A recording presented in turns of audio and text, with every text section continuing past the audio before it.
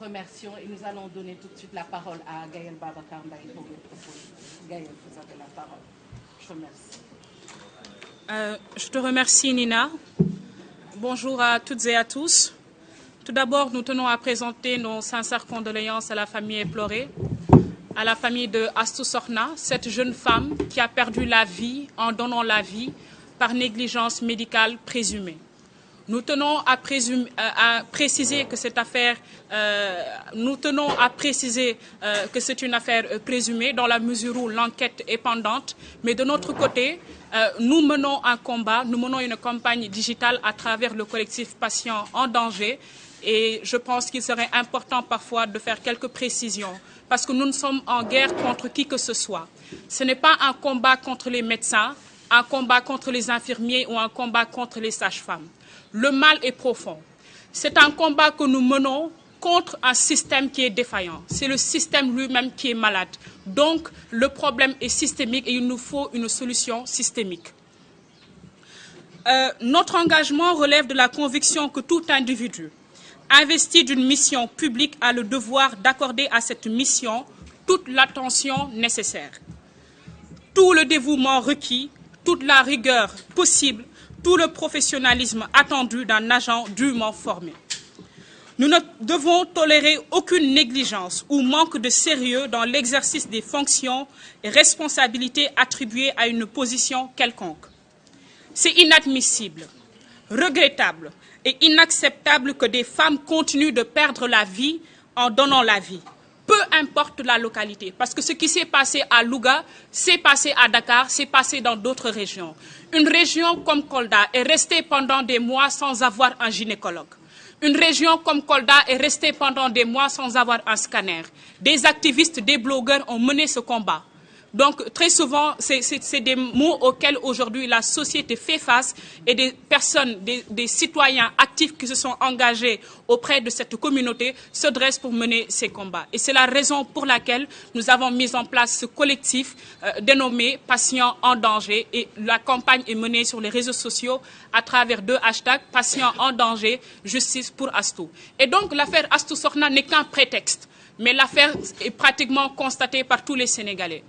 Aujourd'hui, quand on a lancé la campagne et que les gens sont venus vers nous pour témoigner des situations qu'elles ont subies dans le milieu hospitalier, nous étions tous choqués. Parfois, nous nous demandions est-ce que réellement nous étions dans le même pays que ces personnes qui ont témoigné. J'ai à ma gauche Yaman Ndiaye qui reviendra sans doute sur son histoire. Alors, nous exigeons tout simplement que lumière soit faite dans cette affaire. Il y a eu des cas similaires qui se sont passés. Malheureusement, des procédures sont déclenchées, mais les responsabilités ne sont pas situées. Il n'y a jamais de coupable. Cette fois-ci, c'est des citoyens qui se sont engagés dans cette affaire et nous irons jusqu'au bout. Quitte à ce que nous trouvions un pôle d'avocats pour la famille de Astou Sorna, parce qu'il est important de sanctionner pour qu'une prochaine fois, de telles choses ne se passent plus dans ce pays. C'est au Sénégal qu'on voit des individus aller à l'hôpital, ils ne savent même pas à qui s'adresser. Au Sénégal, parfois, vous arrivez à l'hôpital, on vous demande de payer un ticket. Parfois, on ne sait même pas où acheter un ticket. Des gens font le tour des hôpitaux après un accident de la route. Et ces gens ne sont pas acceptés pour des raisons que l'on ignore. À mon avis, c'est une situation déplorable et ce n'est pas un combat que nous menons contre le ministère de la Santé ou contre les médecins. Nous avons besoin d'eux, nous avons besoin de collaborer avec ces corps. Il revient tout de même à l'État, à travers sa mission régalienne, de nous garantir une sécurité sanitaire qui puisse être à la hauteur de nos attentes. À mon avis, nous sommes en 2022. Il est décevable que l'on arrive à quémander un scanner, que l'on arrive à quémander le minimum de services de la part de nos autorités sanitaires. Et enfin, nous attendons du ministère de la Santé et de l'action sociale toute la diligence nécessaire pour renforcer les services d'accueil et d'urgence dans les établissements de santé, de dispenser les femmes en situation de grossesse des lourdeurs administratives nécessaires et financières de suivi et traitement de leur état de santé, veiller à un suivi et contrôle strict de l'offre de services de santé dans toutes les structures accueillant les patients, mettre à la disposition des établissements de santé, et notamment les maternités et les pédiatres, le matériel médical requis permettant aux agents de mener convenablement leur mission. Nous n'attendons pas de miracle de leur part s'ils ont le minimum de moyens matériels permettant d'offrir le plus élémentaire aux usagers. Et pour que nul n'en ignore, encore une fois, nous restons mobilisés jusqu'à l'extinction du soleil pour que cette affaire soit diligentée le plus rapidement possible. Nous sommes des patients en danger. Ces personnes à qui nous nous adressons sont des patients en danger. La santé elle-même est en danger. L'hôpital sénégalais est en danger et je pense que tous les Sénégalais sont en danger si nous ne trouvons pas des issues à cette affaire. Nous réclamons justice pour Astou Sokhna, nous réclamons justice également pour toutes ces victimes qui ont perdu la vie ou non, ou pour toutes ces victimes qui aujourd'hui subissent d'une forme ou d'une autre les négligences médicales, toutes ces victimes qui subissent d'une forme ou d'une autre un plateau médical défaillant et nous attendons des solutions de la part du ministère de la Santé et de l'Action sociale. Comme plan d'action, il était prévu à la base d'organiser un sit-in ce vendredi en même temps que la population de Louga. Malheureusement, nous ne sommes pas dans les délais requis. Nous avons été à la préfecture hier et la demande a été irrecevable.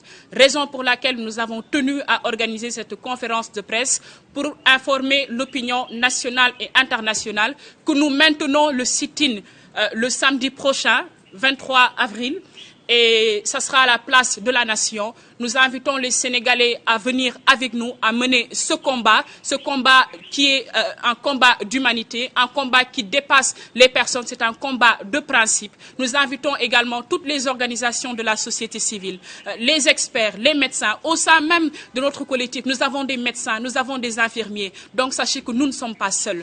La diaspora est invitée à mener le combat à travers une campagne digitale qui a démarré depuis 2 jours, à travers des témoignages et à travers les 2 hashtags que je vous rappelle, justice pour Astou, patient en danger. Je vous remercie de votre aimable attention.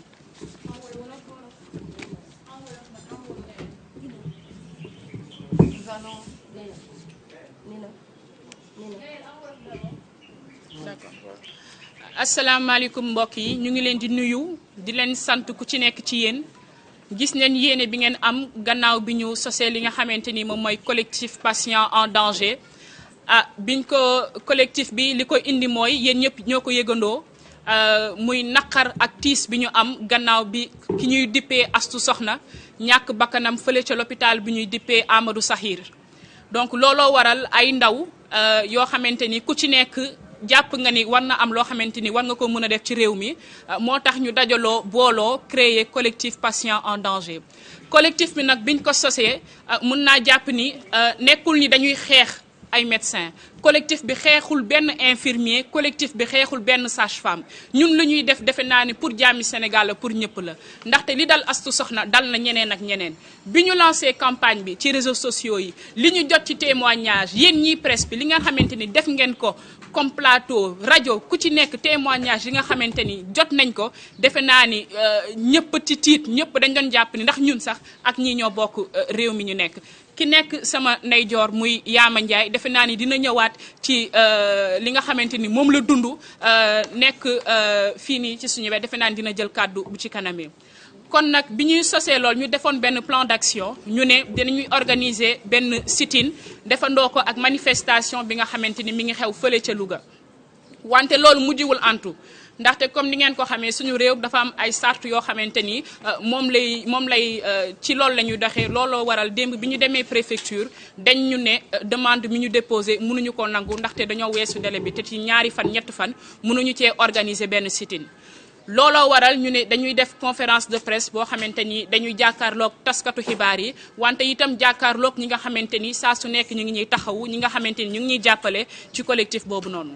looloo waral ñu ne dañuy organiser benn sit-in le 23 avril fële ca place de la nation ñu ciy invité toutes les forces vives invité ci képp koo xamante ni rek Sénégal moo la soxal ndaxte ñi nekk ci groupe bi amul kenn koo xamante ni jël nga say particularité def ko en avant c'est des citoyens actifs yoo xamante ni ku ci nekk jël nga sa dërëm sa ñaar dërëm def ko ci collectif bi ku ci nekk jël nga sa xel ak sa xalaat def ko ci collectif bi am na ay médecins am na ay fajkat am na ay docteurs am na ñu ngi xelal ku ci nekk yaa ngi ci groupe bi ngir mën a teg au devant le Sénégal xeexuñu ministère de la santé defe naa ni ñun li ñuy def pour ñoom la li ñuy def pour Sénégal sénégalais yëpp la ñu leen di fàttali ni am na campagne digitale boo xamante ni duñ koy def parce que sit-in bi ñuy organiser amaana ñi nekk bitim réew duñ ci mën a bokk looloo tax ñu def ñaari hashtag justice pour Astou def beneen bi patient en danger ngir mën a permettre nit ñi ñu def ay témoignages parce que biñ ko sosee ba léegi te defe naa ni même bi affaire bi amee ba léegi naqar ak tiis pousse na nit ñi ku ci nekk di wax ni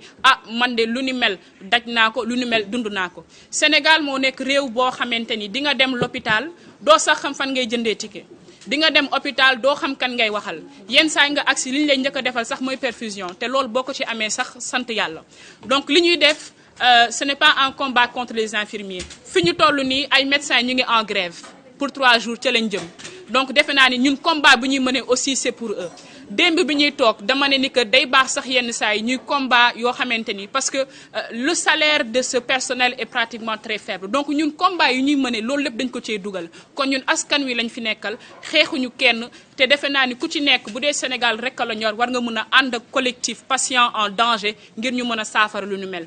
léegi nag ay cas yu ni mel daan na am bu ñu déclenché procédure amaana du ñu xam fan la mujj mi féete defe naa ni il appartient aux Sénégalais en droit à l'information day baax lu ni mel ay nit bu ñu jógee xeex ci presse bi wax ci au plan national et international day baax ñu mën a jël matuwaay yi mat ba bu ñu déclenché procédure bi fële ca yoon ñu mën a am droit à l'information ñu mën a wax askan wi ne ñu fii ak fii la toll ñu situer responsabilité yi ne diw ak diw yow yaa tooñ ndaxte sanction bu amul ki tooñ duñ ko mën a jubbanti te day baax ki tooñ ki nga xamante ni moo def erreur ñu jubbanti ko ëllëg keneen du ko defati wala ëllëg dinañ ci bàyyi xel bu baax balaa ñu koy defati kon ñuy fàttali ni ministère de la santé seen wareef la état wareefam la tey pour mu garantir ñu wér-gu-yaram bi war bu ñu doolelee économie dooleel agriculture te nit ñi amuñu wér-gu-yaram bi war defe naa ni dina jafe loolu ñu atteindre suñuy objectif looloo waroon daje bi di leen inviter massivement suñu marche suñu sit-in bi nga xamante ni dina am le 23 avril ñuy njortu ni kilifa yi dinañ ñu jox autorisation bu ñuy permettre ñu def manifestation boobu noonu ñu ciy woo sénégalais yëpp di leen jaajëfal bu baax yéen taskatu xibaar yi. Les questions, c'est après.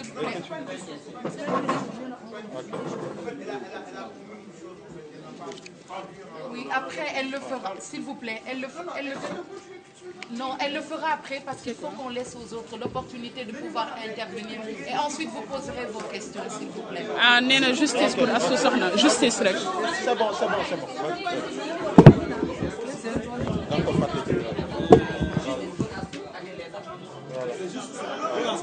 D'accord.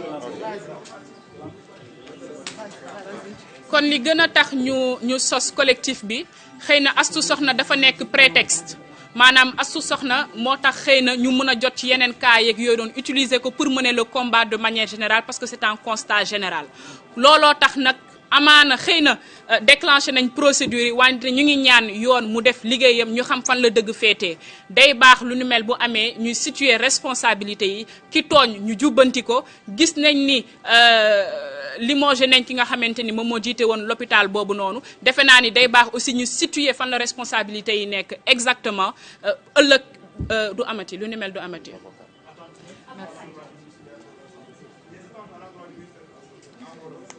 li ñuy xaar mooy yoon def liggéeyam dinañ xaar itam ministère de l'action sociale li nga xamante ni dinañ ko def ñun bu ñu paree dinañ jébbal mémorandum boo xamante ni dinañ ci bind li ñuy xaar ci bànqaasu wér-gu-yaram bi te dinañ leen ko jéggal bu ñu paree suñu marche bi.